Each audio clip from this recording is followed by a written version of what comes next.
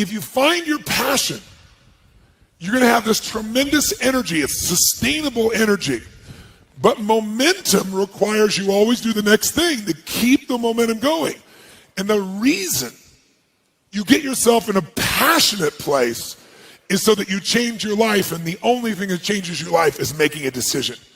So while you're in this passionate state, that's where you make decisions. You don't make decisions when you're like, oh, I don't know, what do you think? All right, let's decide. If you make a decision in a state without momentum, if you make a decision from a place where there's no passion, you are not going to get momentum. It'll kill momentum. It's decide, commit, and resolve. Some of you, in the past, you've gotten momentum, you've gotten passionate, you've even made a decision, but a decision is the first step. Decision is like a war. I got to do this or that. All right, I'm going to make myself do this. But commitment is when you now, after you've decided, you commit to do this for the long term. Whether it's hard or easy, doesn't matter. You're doing this. It takes it from this moment and it carries it into the future even when things are difficult. And the third state is resolve. Resolve means it's done. It's like, it doesn't even if you took action, it's done inside you, so it's done out there. There's no question whatsoever. Then once you decide, the only way the commitment and the energy and the momentum continues is if you take immediate, massive what, my friends? Massive what?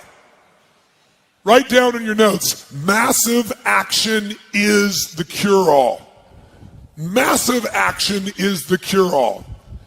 If you're having a difficult time with something, your relationship isn't where you want it to be, your finances are not where you want to be, your body's not where you want to be, your business is not where you want to be, you need to take massive action. And if that doesn't work, try something else. If that doesn't work, try something else. Keep going with massive action and you will find the way because it will give you momentum.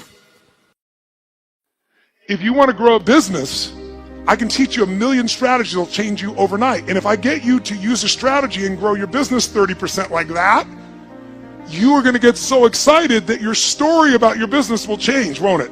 You're like, I can rip this open. I'm going to make this thing 100% more profitable. That's why 80% of those people, I can grow them 30 to 130%.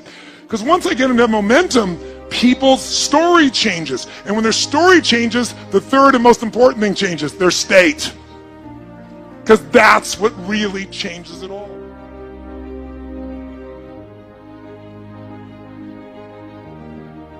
The ultimate question I'm always asking is, how do I help people to break through? The question is, what are you breaking through to? In essence, all of us at some level to feel alive have to always feel like we're growing. When people ask me, what does it take to be happy? I always tell them one word, progress. Progress equals happiness. Even if you're not where you want to be yet, if you're on the road, if you're improving, if you're making progress, you're going to love it. You're going to feel alive. On the other hand, it doesn't matter how successful you are. If you stop growing, you start dying inside. Now, how does this relate to this session on breakthrough? Well, I'll say it's really simple. If you and I want to know what it takes to be happy, we have to understand what is our current blueprint of how our life's supposed to be. Now, what do I mean by blueprint? Well, we have a story in our head of how life's supposed to be. Some people's story is you work hard in school, you become really great, you're a nice person, you're a good person, and then you grow up and you take care of yourself and you find the ideal man and you fall in love and you have a white picket fence and you have 3 perfect children and you live happily ever after. Somebody else's story, the old story was you work really hard in school, you excel in college, you go to work for a big corporation, and you move up through the ranks until you're the president or chairman of the company and you become successful and respected throughout life. These are some old stories. Obviously, the stories that we hear today of what people's lives are supposed to be like are completely diverse. We no longer have these little archetypes, but one archetype still seems to remain. And that archetype is, in order for you to really feel like you're enough, many people believe they have to achieve an enormous amount. They may do it in different ways today. They may do it by building a company and taking it public when they're 27 or 25 years old, or they find and create a new technology, or they become a very special doctor. But we live in a culture in the West that teaches people that you're not enough unless you do something really special and unique, and we define special and unique in interesting ways. A school teacher is not special and unique. A mother who stays home with her children day and night, sculpting their minds, their bodies, their souls, and their future is not special. We live in a world today where we treat teachers like they're nobody and pay them accordingly, and we wonder why our children seem to have challenges in learning and growing or being engaged in school. We spend thousands of dollars on some item like a computer, but what we look at overall we invest in for the teacher and for that person who's the personal connection with them is so small. We live in a society where many women look down and say, well, you're just a housewife, you're just a mother. See, some of the pain we have in our society is not because there's one right or one wrong approach, but because we try to make everybody fit into some particular approach to life. Here's what's going to make you happy or make you unhappy in life. It's real simple. Let's do a quick test. If you're in a situation right now where you look at your life, I know there's an area of your life that you probably feel pretty darn good about. Even if you're not happy with your finances, I bet you feel damn good close to your kids. Or if you're not close to your kids, maybe you don't have any kids, maybe you feel really good about your career. If you're doing not so good in your career, maybe you got a really great body that you've trimmed down or strengthened up, or you really shaped yourself the way you want, muscularly, or in the way you look. Or if that's not happening, maybe you feel a really special connection with God, or really close to your mother or father or your family, whatever. Almost everybody has an area of their life they feel really good about if they're honest and if they're fair to themselves. What's an area of your life you really feel happy about? I want you to think about it for a moment, truthfully. What's an area in your life today that if you wanted to be happy about it, you really could feel proud about it? You could feel like it's an area you're doing darn well in. And if you're really hard on yourself, there's still an area. What's an area? I want you to think of it right now. And I want you to think of that area, whether it's your body or your finances or your career or your intimate relationship or your relationship with your kids or your relationship with your creator, whatever it is. I want you to think about, why are you happy with that area of your life right now today? Why are you happy with that area of your life right now today? Really think about it. If you were in a seminar with me, I'd have you write this down. And if you can put me on hold here for a second, because I'd like to reveal to you what the formula is for happiness. And if I say there's a formula for happiness and here's what it is, you're going to go, yeah, sure, that's what he says. But if you put down the answer and we can see the formula is real without me telling you what it is, you get to look at your own life and say it matches. You're going to know this is right. So you could stop this right now if you want, put me on hold, and just write down what's an area of your life you're really, really happy about, you're really pleased with, or you could be if you wanted to focus on it. And why are you happy with that part of your life right now? Even if you're not happy with everything, what's the area you're happy with and why? Put me on hold right now, or if you're not going to do that, just think for a moment. Why? Specifically, be real. Why? Now, when I ask this, if you turn me back on now, if I ask this of an audience, I'll have people write this down for a few minutes, and I'll call on people, and I'll say, share with the person next to you first. What are you happy about, and why are you happy in that area? And be specific. And after they share, I'll have people stand up, I'll call on a variety of people, and I say, ma'am, tell me, what are you happy about? And she'll say, well, honestly, I'm really happy with my body. She goes, I never thought I'd say that, but I used to be so unhappy with it, and I did some things, I pushed myself through, and now I exercise regularly, and I'm not perfect, but I feel fit, I feel strong, I feel energetic, and that's really, it just feels good to me. Now, I say to everybody, I'm now going to show you what the formula for happiness is, and it's real simple. I want to reveal it to you so you don't ever forget it. Whenever you're happy with an area of your life, it's because right now, your current life experience, I call it your LC, your life conditions, the conditions of your life conditions in that area match or are equal to your blueprint, your story, your belief about how life should be in that area. So this woman says to me, I'm really happy with my body because it's not perfect. Her blueprint is I don't need to be perfect, but it's so much better than it was. I'm fit and I'm strong and I have this energy. Her mental blueprint says I should be fit, strong, and have energy. I don't need to be perfect, but I should be that way. Well, when my life, my body matches how I think it should be, I feel good about my life. I'll ask somebody else. I'll say, tell me an area you're happy with. Someone else will say, well, I'm really happy with my career. And why? Well, I'm doing better than I even thought I would be. I'm ahead of the schedule of where I hoped I'd be at this stage. I'm working at this level in this company, and I have these skills and this ability, and it's even better than I thought. Well, once again, listen, this person's happy with this area of their life because their current life conditions in the area called their career are even better than they expected they would be, better than their blueprint, better than their belief of how it should be. If it's really better, you tend to be over the moon. One woman would say, I gotta tell you, I said, I'm the happiest I've ever been in my whole life. How come? She goes, because I have this man in my life and I'm in love with him and he loves me and I can be myself with him. And we have this incredible intimacy and this passion and we want to be with each other all the time and I never get bored with him. Well, what's her blueprint? You want to be with somebody that you can have total intimacy with, somebody who you love and loves you. Those are part of her rules, her beliefs of how it should be. She said, it needs to be, I never want to be with anybody else. I want to be with them every moment. Her blueprint about how life should be and the way she lives, her relationship's even better than she hoped. When it's better than you hope, you're going to be totally excited. So think about this then. What's an area you're not happy with? Let's see if we can find the formula for unhappiness. If the formula for happiness is to be able to meet your expectations or exceed them, that really makes you excited. But to be happy, you got to at least meet it. It doesn't have to be perfect. But if you generally are meeting what you expect you want from your life in that area, you feel good. Life conditions match blueprint, feel good. So what makes you feel bad? What creates pain, stress, frustration? Real easy way to figure it out. Answer this question. What's an area of your life you're not happy with? I mean, be honest with yourself. And even if your life is great in all kinds of ways, I'm sure there's an area you'd like to improve. Anybody who's honest, if they're doing great in their career, very often they don't take care of their body so much.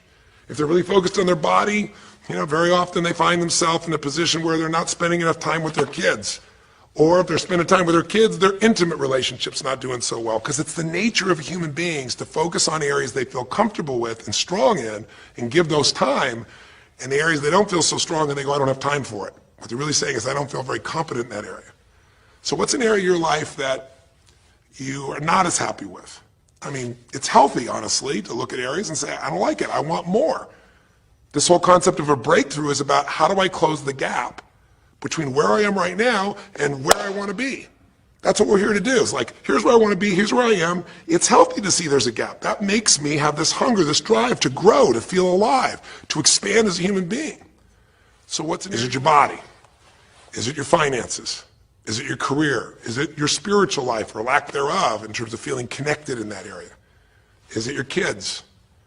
Right? What's the area? What's the area that's not where you want it to be? And then answer for a moment, why aren't you happy with that area of your life right now?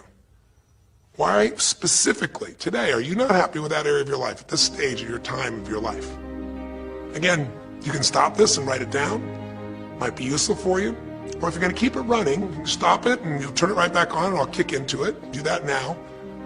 Or if you kept it running, then I'll give you what happens. I have people write this down and they don't like this exercise so much. Well, I don't like my body, or I don't like my finances, I don't like my career, or I don't like the person I'm in a relationship with, I don't like myself the way I'm in relationships. Why? And they write it all down. Have people share back and forth. I call on people and the lesson's pretty clear. I tell people in advance, here's the formula for unhappiness. I'll show you before you do anything else. When your life conditions, the way you're living your life today, does not match, it doesn't equal your blueprint, your story of how it's supposed to be, then you're going to have disappointment, frustration, or pain. If your life is way different than the way you think it's supposed to be, you can have enormous pain. If it's a little different, you might feel stressed. Make sense? So people stand up and they say, tell me, what's the area you're not happy with? The person says, well, I'm really not happy with my finances. And I go, why? And they say, because I'm doing worse now than I was 5 years ago. I made mistakes in the market, and at this stage of my life, I should have this much money, and I don't have it, and I don't know how to change it, and it's making me crazy.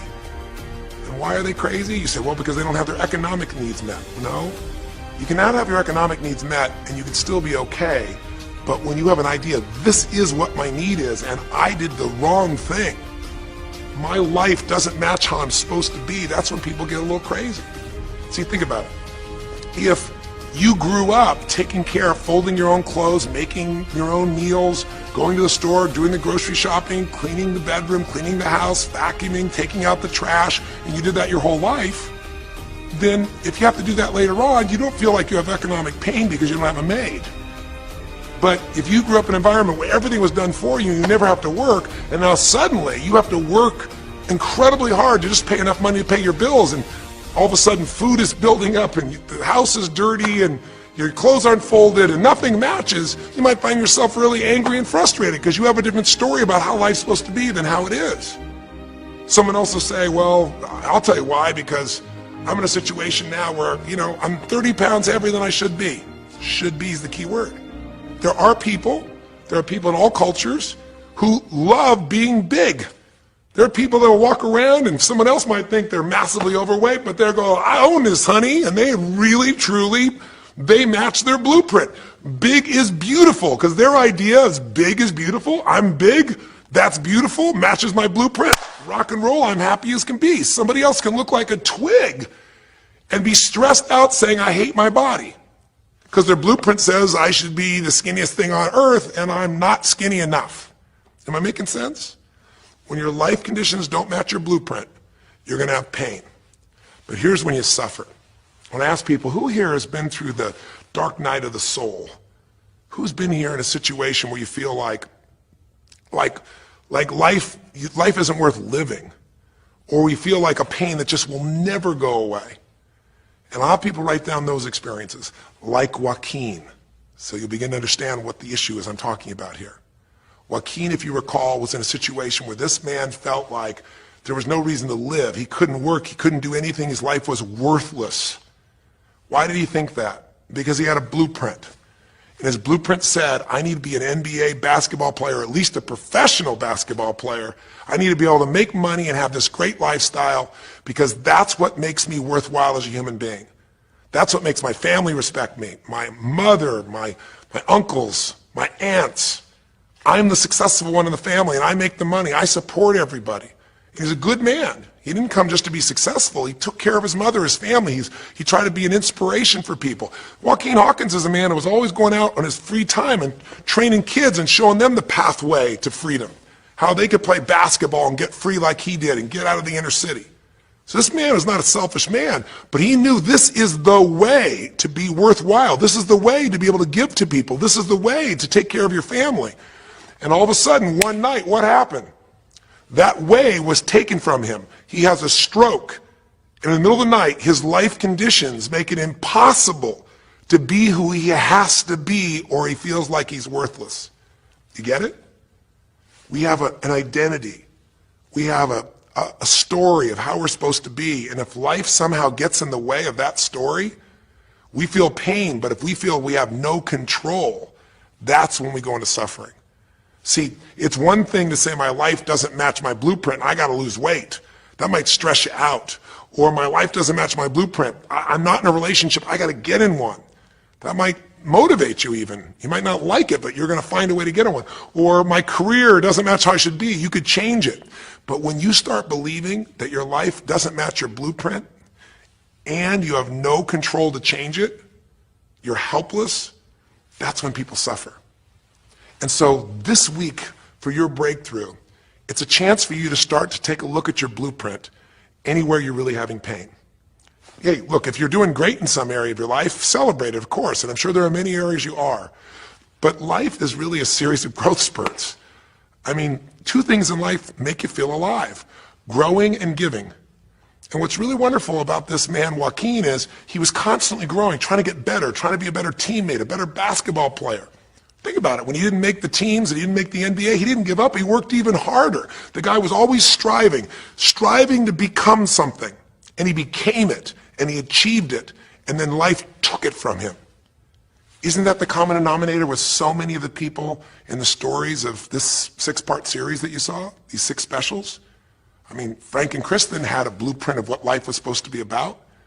We're supposed to get married and have children, and we're going to have our own business.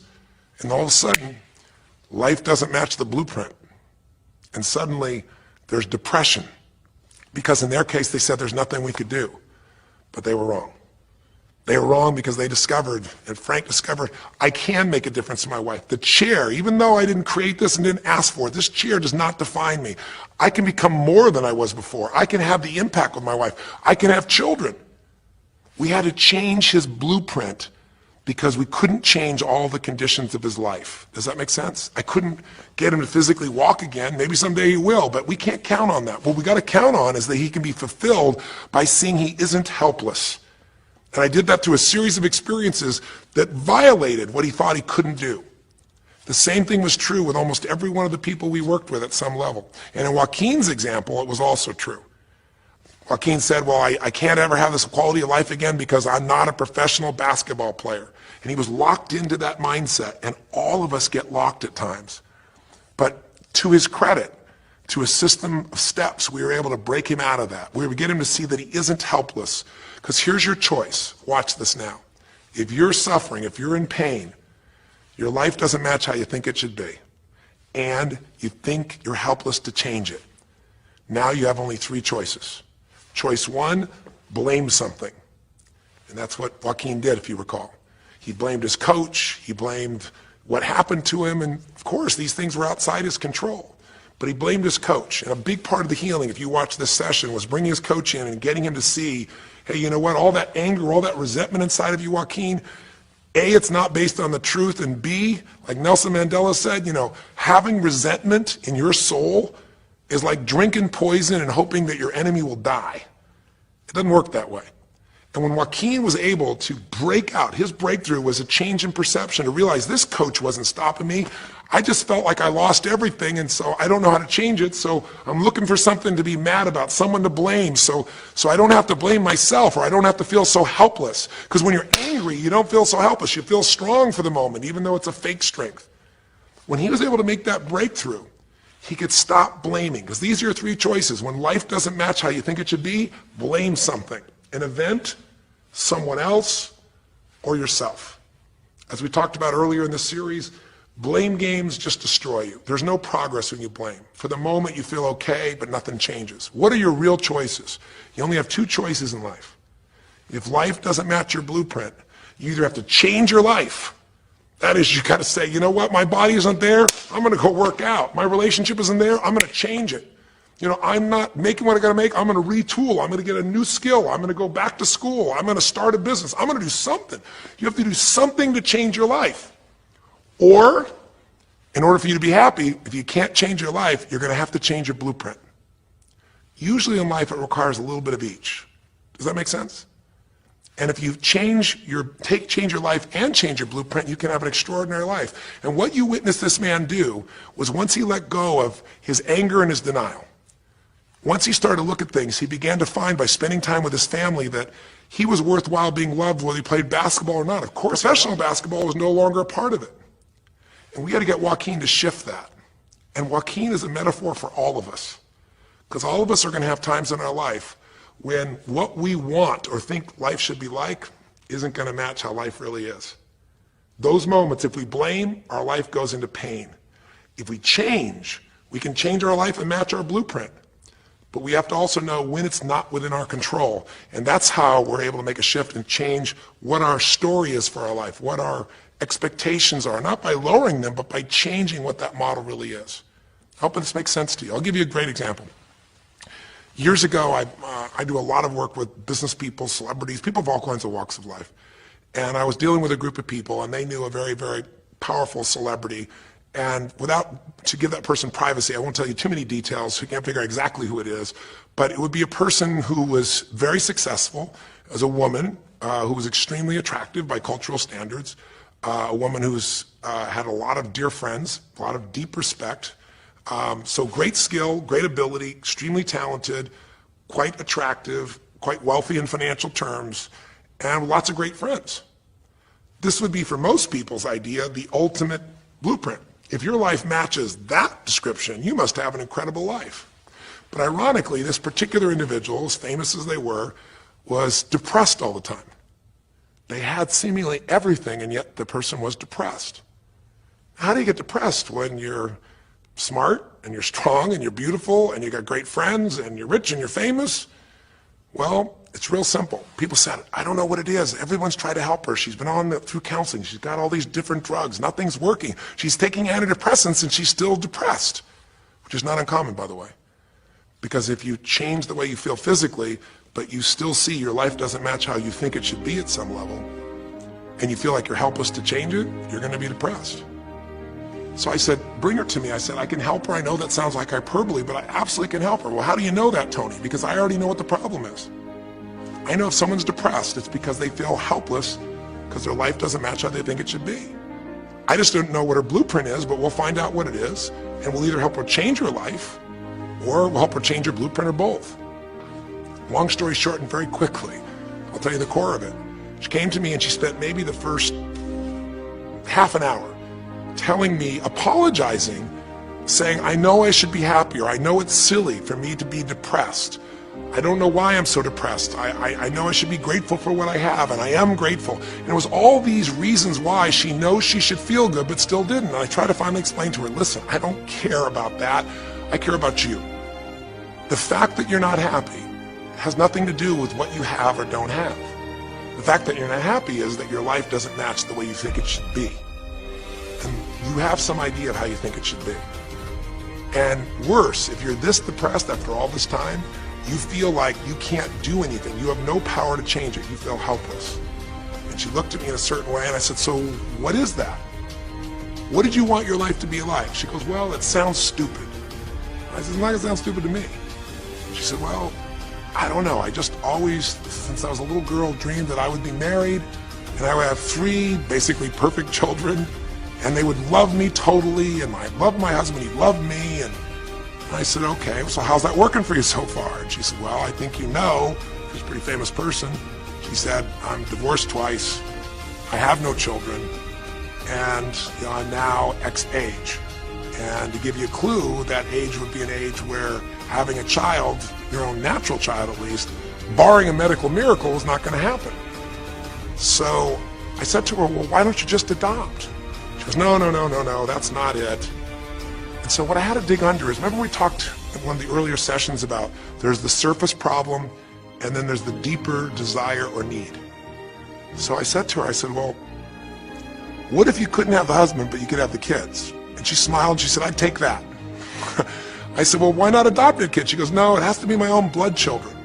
So I kept digging to find out what was behind her blueprint. Because your blueprint is just a projection of what you think you need to be happy. But as human beings, we're notoriously ineffective at knowing it's going to make us happy. So much that we think we're going to make us happy, we get there and we go, is this all there is? So many things that we think are going to make us miserable and we can never deal with, we go through it and we can handle it. We're not good at projecting these things. All kinds of studies will show this. So I said to her, well, what are you hoping to get from these 3 children? Why do they have to be your blood children? And she finally said, well, if they're my blood children, I know they'll always love me. They'll never leave me. What was she looking for? Unconditional love. She had this big blueprint that said White House, picket fence, 3 children, perfect husband, all these different things. But what was behind that was a need to feel like she could have love that would be certain and wouldn't go away. So I can help her meet that need.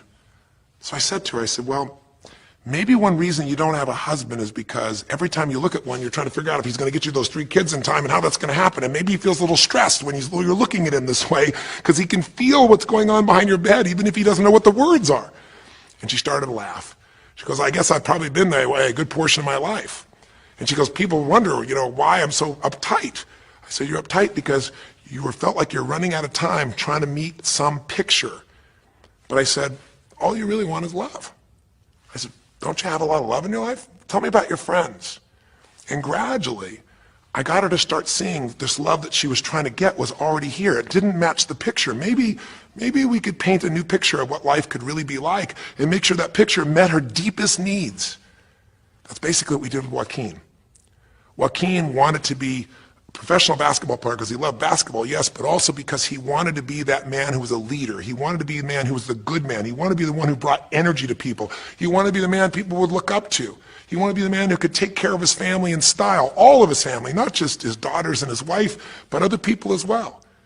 Underneath it all, he wanted to know that he mattered.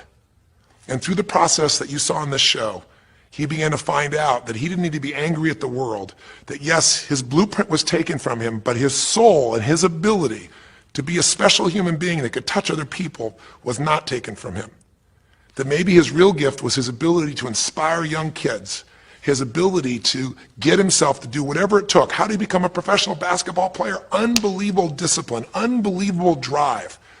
He started bringing that to picking up trash, and the game started to change. He started to have fun there. He could come home and take care of his kids and pay his bills. That doesn't solve everything, but it gives him a way to suddenly regain himself. When he sat around with all of his family, and you saw part of those scenes, and if you watch little areas of browsing this week, you'll see some more scenes from his family where you see him beginning to realize they love me whether I'm rich or poor. They love me whether I'm a professional basketball player or not. They love me. That's what he was really after.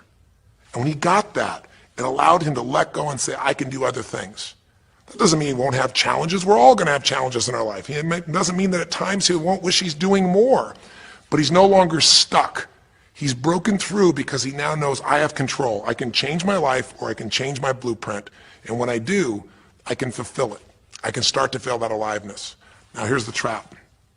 What do you think happens once you fulfill your blueprint regularly? Once you figure out how to do what you always dreamed of? You always dreamed to live a certain way, and now you're living that way every day. Well, the human nervous system, the human spirit needs to grow. So pretty soon you'll get bored with that, and you'll come up with a new blueprint. That's part of life that's exciting. See, if you and I from this day forward are going to be happy, just remember what we've said. It takes two things: grow and give.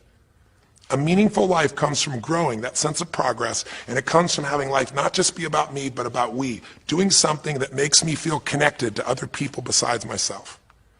That growth, that sense of contribution fills a deep spiritual need that we all have. If you are unhappy in your life, you got three choices, really two. Blame, that's not a choice, it's not going to work. Don't blame someone else, don't blame the event, don't blame yourself. Just figure out what you're going to do to change your life. That's my specialty. If you like my coaching or my team's coaching, come visit with us. Come to an event. Come get a coach. Come through a program, and we'll guide you through it more than just a few minutes like this, and we'll do it directly, an environment that'll shift you. Or change your blueprint. You're going to have to rewire what's going on inside, and that's what we focus on as well. So I hope this journey has been an interesting one for you. I hope it's opened up your eyes to what it takes to go from where you are to where you want to be. It takes changing your emotional pattern. It takes bringing presence to your life. It takes realizing you have no problems compared to somebody else and putting your life in perspective. It takes the ability to deal with those extreme stresses that happen in your life by questioning your limiting beliefs. And again, we'd love to coach you and show you how to change those in a permanent way where it happens automatically, just like lifting weights so often until the muscle's always there and you find yourself able to follow through. It takes for you to be able to figure out how to deal with crisis and how to turn it around. It takes facing your fear. It takes pushing yourself through what used to stop you. It takes putting yourself in a position where you connect to what's more important than just yourself, what you value than just yourself. And it takes, I think in this case also, the ability to realize that no matter what happens to you, you're more than that moment. You're more than the story you think you're supposed to be.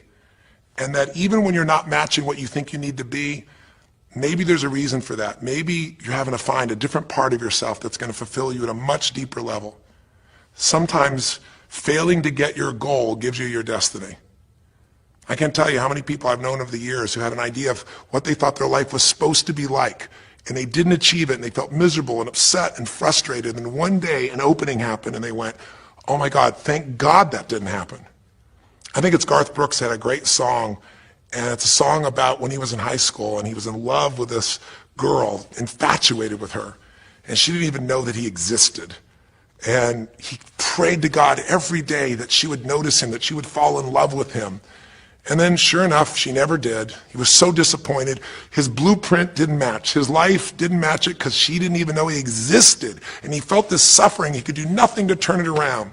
Well, 15 years later, he became a guy named Garth Brooks, somebody everybody knew, and he could rock, stadiums with his energy and his song and his music. And he goes back to be at his high school reunion. I think it was his 15-year reunion, if I remember correctly. I don't remember the exact year, but all I remember is he said he saw that woman that he was so obsessed by. He was looking forward to seeing her. And now he was Garth Brooks, and he met her. And after he met her and spent some time with her, he wrote a song called Thank God for Unanswered Prayers. Sometimes not getting your blueprint's the best thing that ever happened, because the disappointment drives you to find something more important inside of you. Or not getting it makes you look for another aspect of your life, a spiritual aspect, a family aspect, a physical aspect. If you can just trust that life doesn't happen to you, it happens for you, then you can find in any situation a benefit that can take your life to the next level. I don't care if you're Frank and Kristen. I don't care if you're, Mandy and Scott. I don't care if you're Joaquin and Kim. Every one of us in our life is going to face situations where it feels like we have total trauma, something that's been taken from us.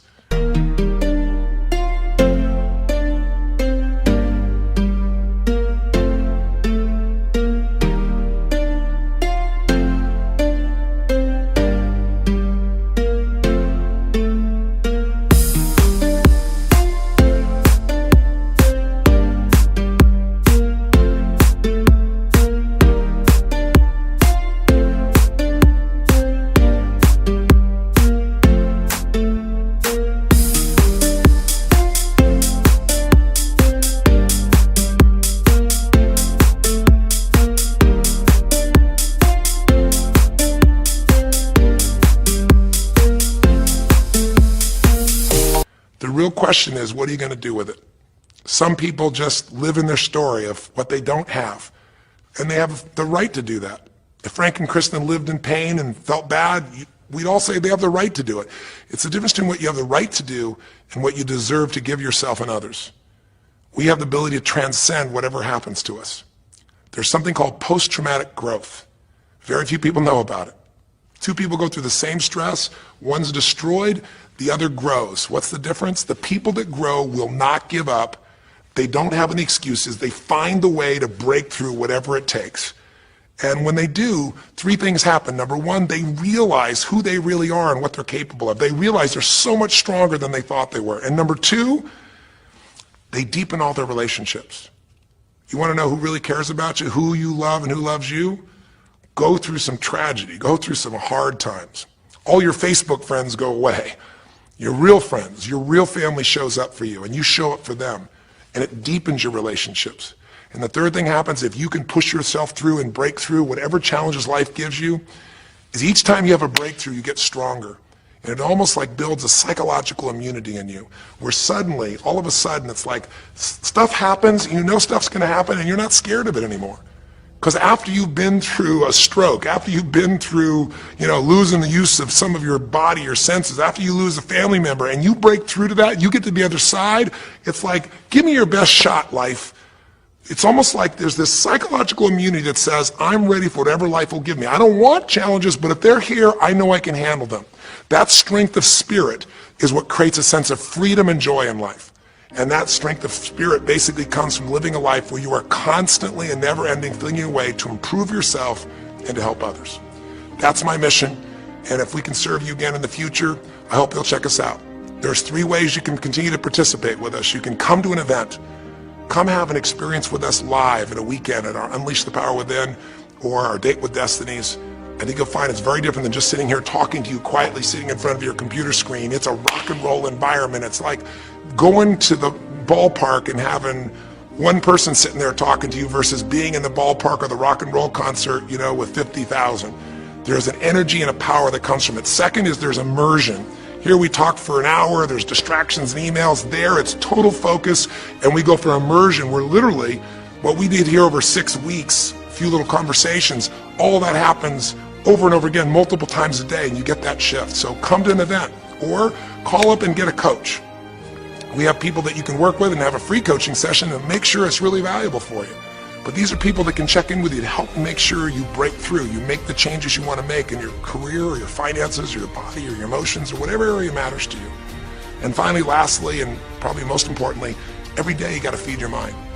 Because every day most of us are turning on, some form of news. It shows up in our pocket, in our Blackberries or iPods or our iPhones, I should say. It shows up on your computer constantly. It chases us, and it rarely does a good idea interrupt you. Really what you have to do is pursue the ideas, pursue the experiences that are going to change your life. And we have a way to do it called net time, no extra time.